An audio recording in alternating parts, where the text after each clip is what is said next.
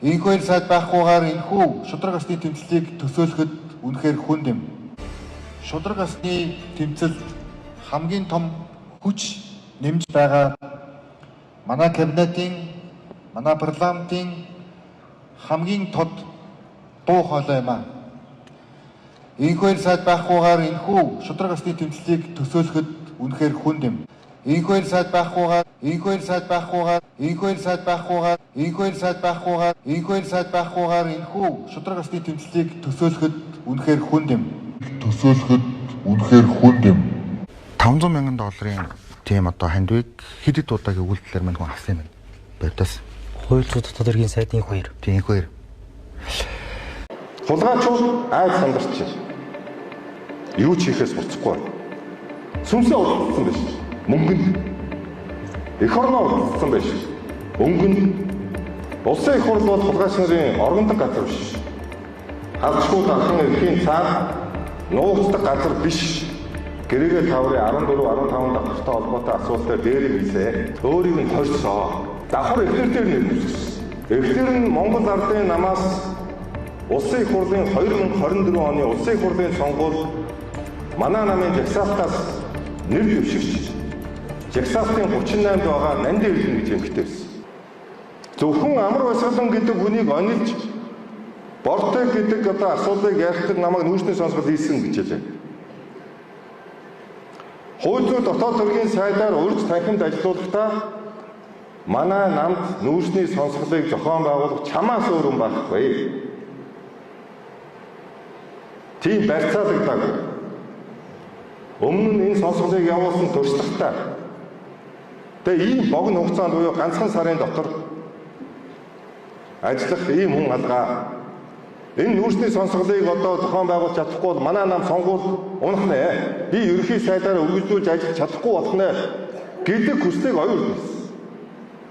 Тухайлбал миний хувьд нүүрсний сонсгол дээр бүтэн нэг өдрийн турш ярьсан нүүрсний хулгай хамгийн том аптек гэрээний холбоотой бүтэн нэг өдрийн турш сонсголыг энэхээр юу ч яриаг.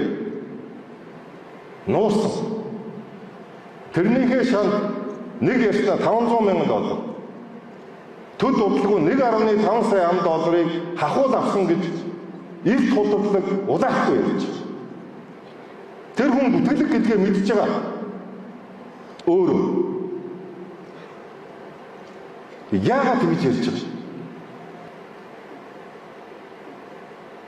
Би одоо өчигдөр бодож үзлээ. Энэ ийм хэмжээнд худлаа ярих гарцаагүй хэд хэдэн шалтгаан. Ер нь хөл мөл тэрч аваад одоо ерөнхийлөгчний хөлийг үнсэх юу ч биш те. Та нар энийг ерөөсөй ойлгохгүй байгаа. Тэгээд ингэж ингэж орж ирэхгүй штэ. Ингээд бүр ингээл талж хэвтэж л орж ирж штэ ер нь ингээл. За тэгээ нөгөөдөл нэ дээр бүр юу аа одоо тэгээ тэнцээ Станы тим улсад энэчээ Станы юм улс. Одоо энэ ч ерөөсөй ингээд мөрхөж л орж ирдэг гэл. За тэнгуүтэйгэл мөрхөж л орж ирж штэ. Ямар хүн Монгол улсыг ерөнхийлөгчийн засаг руу шилжих ёстой гэж хэлээд яриад байгааг би ерөөсөй ойлгохгүй. Би улс төрд ороод одоо 30 гаруй жил болж байна. Би өөрөө ардсан нийгэмд бас өсөж хүмүүжсэн хүн. Миний итгэл үнэмшил бол парламентын засаглал. Тийм ч учраас би парламентын засаглалыг боловсронгуй болгохын төлөө өөрийнхөө одоо улсын бүх он жилүүдийг зориулсан. Би ерөнхий сайд байхдаа Монгол улс парламентын засаглалтай байх ёстой гэдэг байр сууриа байнга илэрхийлж ирсэн. 19 оны үндсэн хуулийн нэмэлт өөрчлөлт байна. Саяны одоо 126 гишүүнтэй болсон асуудал байна. Энэ бүх зүйл дээр ерөнхийлөгч дэмжсэн. Ерөнхийлөгч өөрийнхөө бүрэн эрхээс бүх юмнасаа татгалзсан шүү дээ. Та бүхэн бүгдээрээ мэдж байгаа. Өнөөдөр Монгол улсын ерөнхийлөгчд нэг тийм айхтар эрх мэдэлцээд байх юм бол байхгүй шүү дээ. Бүх эрх мэдэл засгийн газар үзэж шилжсэн. Би нэг өөрөө ерөнхий сайд ардын намын дарга байхдаа бас хийсэн баг. Манай ард түмний сонгосон сонголт бол парламентын засаглал. Энэ бол бидний үнэт зүйл. Энэ ардчлалын баталгаа бол парламент. Тийм учраас Монгол улсын ерөнхийлөгч парламенттай туйлын хүндэтгэлтэй ханддаг бөгөөд цаашдаа парламентын засаглалыг би байнга дэмжинэ. Халуухан хавар, халамцуухан хавар, хатуухан хавар эхэллээ. Мартин 8 мартагдшгүй боллоо. Чамдаа Ямааны хоол сарнай биш, умаа хүзүүний вакцин улаан тууцанд ороож бэлгэлээгээд маажуулсан тохиолдол хийдэхэд гарсан байна. Яргуу биш сарнай эдсэн Ямааны мах хайж сургалах нь нэмэгдсэн байна. Хаврын 3 дугаар сар халамцуухан болж байна. Цагаан сарын урт залгалтын араас эх оромчдын өдөр Мартин 8 залгаад намын гишүүн хүүхнүүд халамцуухан л яваад байна. Удахгүй цэрэг ирсэн баярыг цэрэгт яваг хүчүүд нь хамт тэмдэглэнэ. Улс төрд хатуухан хавар болж байна. Тоо толгой нь өсөж үрдсэн улсыг хурлаас олон гишүүн дээлээ тайлахад бэлэн нөмгөн сугалдаргалсан байдалтай байна. Ордон шорон хоёр угаасаа адилхан. Хоёулаа гаднаа төмөр хашаатай, засгийн хоолтой цэргээр мануулдаг. Хоёуланд нь тодорхой жил авч суудаг. Ордоор нь ус нь ордонд байдаг. Шуудагаар нь шуусан нь шоронд байдгаараа ялгаатай. Манай улс орон ямар их газрын баялагтай, ямар их нөөц бололцоотой, ямар их том уудам газар нутагтай, ямар цөөхөн хүн амтай гих мэтчлэн биднэрт одоо их олон онцлогтой давуу талууд өгдөг. Тэгэхэд нөгөө бидний явж чадсан, явж үзснүүд нь үзсэн, хэвлэл мэдээлэл сошиал ертөнцөөр харснууд нь харсан, тэр дэлхийн хөгжилд хүрсэн, тэр Арабын нэгдсэн Эмират ч гэдэг юм уу, тэр Сингапур гэдэг юм уу, Швейцарч гэдэг юм уу, тэр өмнөд Солонгос гэдэг юм уу, тэр улс орнуудын хэмжээнд хүрчих болон болцоо, цаг хугацаа, нөөц болон бүрэн байсан биднэрт. Бид нэр харамсалтай нь энийг өнгөрөөч. Дэлхийн 2 дугаар дайнд бөмбөгдүүлээд дайны үр төлжсэн холбооны бүгд Герман улс, Япон улс ердөө 20-с 25 жилийн дотор дэлхийн өсгөнгөө хөгжлийг хийгээд дэлхийн 2-3 дугаар хэдийн засгийг бий болгочихсон юм. Бид нар 90 онд шинэ гараагаа эхлэхдээ материал техникийн тодорхой баазын соёлтой тодорхой хэмжээний бид нар ажилчин анги, сэхэтэн ангийг бүрэлдүүлсэн. Одоо боловсролын бүрэн одоо бас болон болцоор хангагдсан ийм нийгэм бид нар шин цаг үе рүү шилжиж ирсэн. Харамсалтай нь бид нар дэлхийн энэ өсрөнгөө хөгжлийг хийсэн улс орнуудын хажууд яг цаг хугацаа болон болцоо өнгөрөхөд маш харамсалтай ингэж. Энэ бүх юмны хамгийн гол суурь нь бол дэлхийн түүхэнд, дэлхийн бусад хөгжилд хүрсэн улс орнуудын түүхэнд бидний хамгийн их ярих дуртай одоо бүр ард нийтийн, олон нийтийн бүр залхуу хүртэл, дургуун хүртэл нэрлэгдсэн нэр томьёо авилгал. Манай улс авилгалтай байхад бол 15 толгойтой, 20 оюу толгойтой адч өгчихгүй. Авилгалтай улс яаж бүрэн бүтэн байдлаа алдаж, улс орн нь дампуурж, хүн ард нь үхэж, тусгаар тохиолдлоо алдыг Украины жишээ харуулж байна. Тэгэхээр бид нар ийм эрсдэлтэй цаг үед, ийм эрсдэлтэй, ийм онцлог бас цаг үед амьдарч байгаа юм уусаа бид нар энэ өөрсдөөсөө хамаарсан боломж зүйлүүд дээр анхаарал өөрчлөхийн тулд одоо мухардалд орсон улс төр нийгэм эдийн засгийнхаа энэ цаг үеийг өөрчлөх цаг болсон. Тэгэхээр биднэрт бол уг нь бол болон болцоо үнэхээр байгаа. Бид нар одоо энэ дээр л өөрсдөө хөгшин залуугүй нийгмийг хардаж сэрдэлгүй энэ эрх мэдэл байгаа. Өөрсдөө сонгуулаараа эрх мэдлээ өгсөн. Улсыг хурлаа шахаж шаардаж хүсэл зорилгоо тулгаж иж энэ ард нийтийн санал асуулгыг хэрэгжүүлж шин цаг үеийг эхлүүлэх хэрэгтэй. Талдурхан тээзүү өөрчлөгдсөн санхүүжилт зарлагдсан бидний фолт биш. Энэ нь бол хөрөнгө оруулалтын гэрээгээр үргэлжлүүлсэн талын буруу. Энэ бүх бурууг яагаад Монгол улс үргэх ёстой бид. Хариултууд бол энийг хэлэхэд бидэнд таалагдахгүй. Менежментийн төлбөр 40% гэж ярьж байсан 30% болсон байж байгаа. Зээлийн хүү биднээсийн дэлхийн банк санхүүгийн байгууллагууд үнэлээд өгч байгаа зээлээс бараг 2 дахин шахуу өндөр хүүтэй зээлээр оруулахгүй байна. Тэгтэл хуучин тээзүүд байсан ЗСУ налтын үн одоо хэд болж байна. Монголын ард түмэнд, Монголын парламентод ингээд хуурхацсан юм шиг мэдрэмж өгöd байна л да.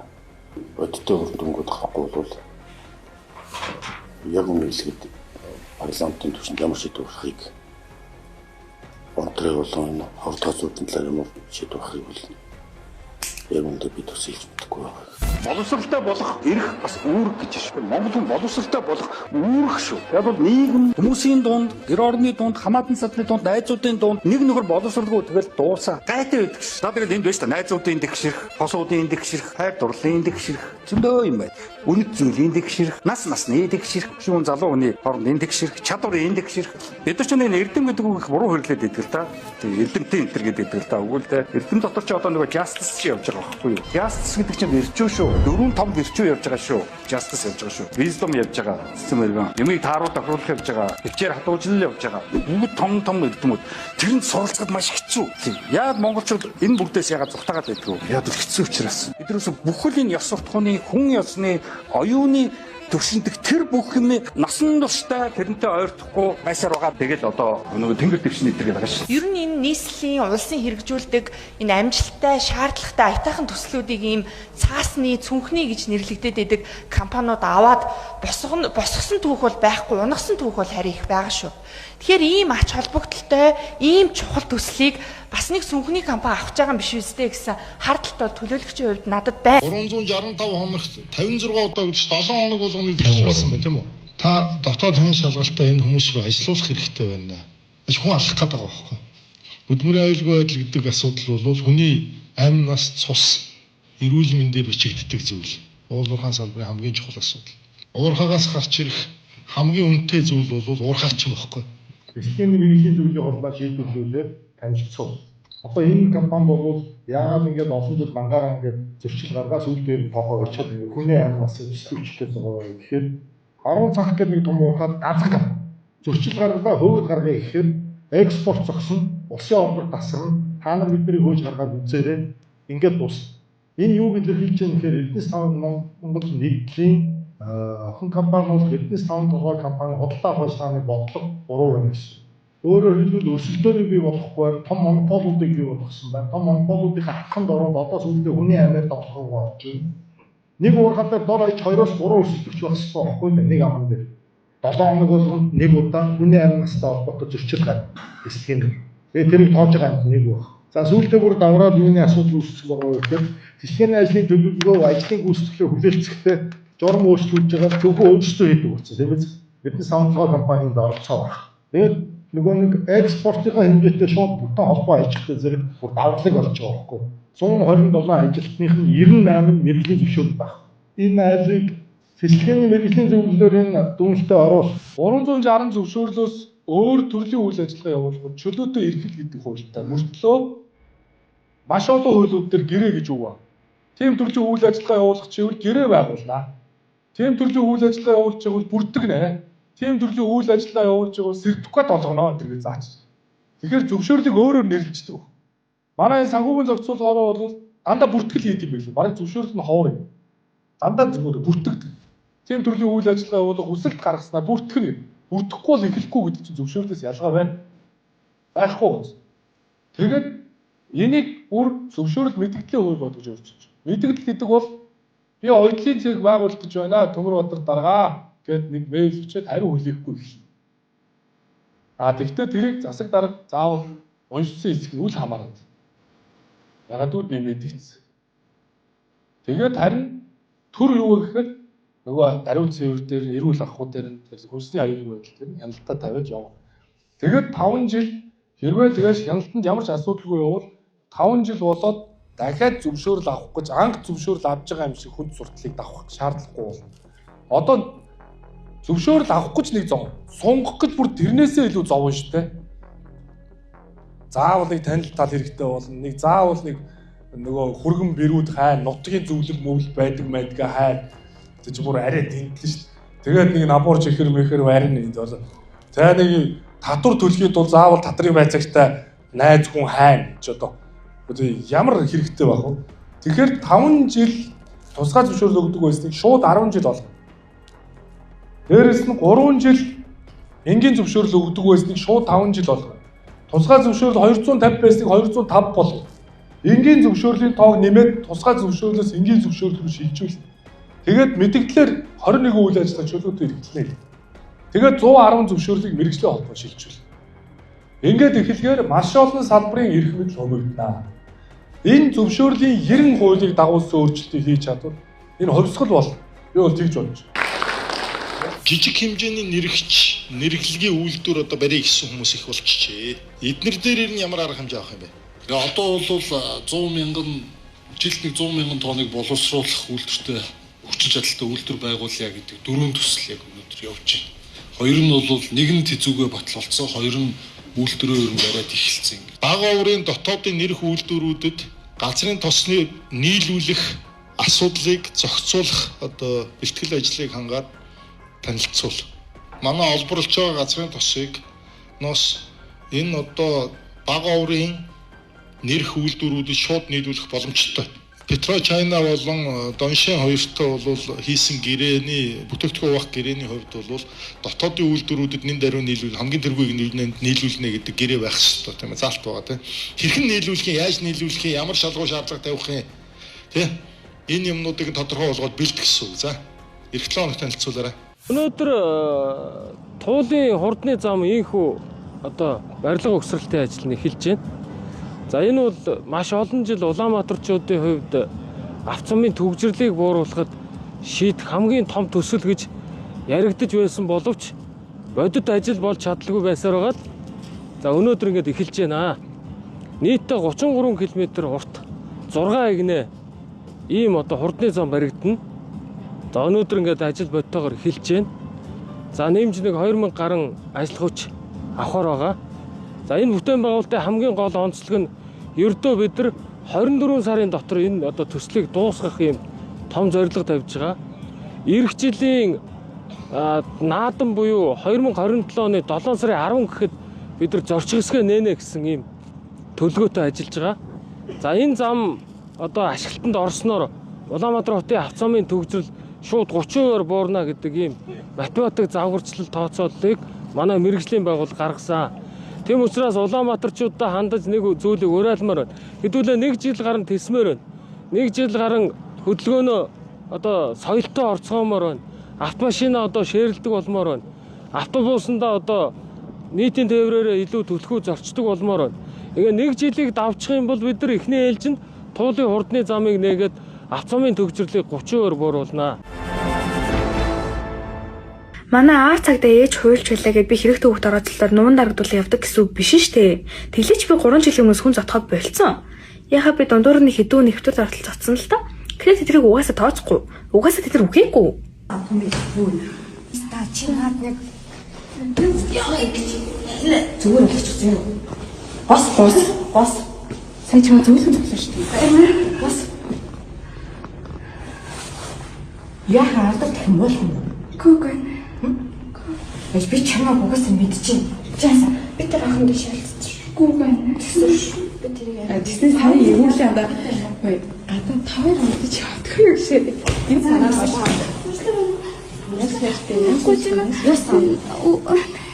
Яасан би тэгээд явчаан өгчөө.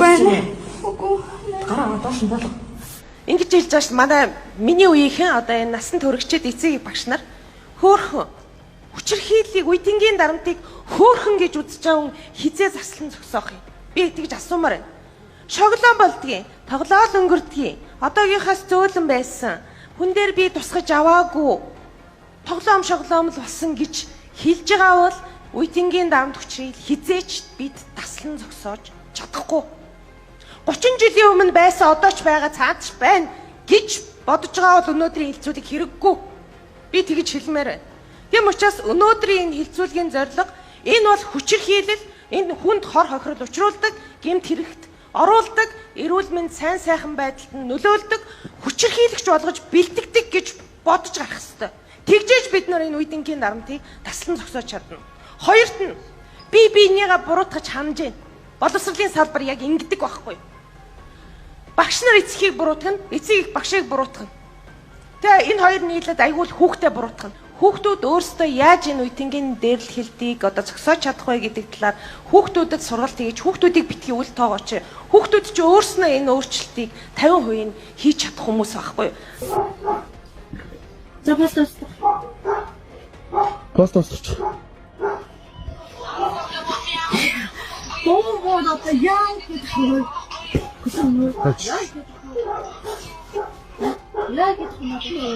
그러지 않아서 그렇죠. 날씨야. 아다 주민이 바울 그는데. 속도치 양큼을. 무슨?